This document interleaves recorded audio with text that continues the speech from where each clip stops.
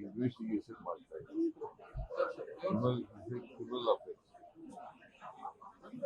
Criminal offence ಅವರು judicial enquiry ಮಾಡಬೇಕು ಅಂತ ಯಾಕೆ ಕೇಳ್ತಾ ಇದ್ದಾರೆ? ಅಲ್ಲಿ ವಿಡಿಯೋ ಆಡಿಯೋ ಕ್ಲಿಪ್ಪಿಂಗ್ಸ್ ಎಲ್ಲ ಅವರು ಅವಾಚ್ಯ ಶಬ್ದ ಬಳಸಿದ್ರು ಅಂತಕ್ಕಂಥದ್ದು ಅಲ್ಲಿ MLCಗಳು ಹೇಳಿದವರು ಜುಡಿಷಿಯಲ್ ಎನ್ಕ್ವೈರಿ ಮಾಡಬೇಕು. ಆಮೇಲೆ ಇವರು ಮಾತಾಡಿರೋದು ಸತ್ಯ. It amounts to criminal offence ಅಲ್ಲ.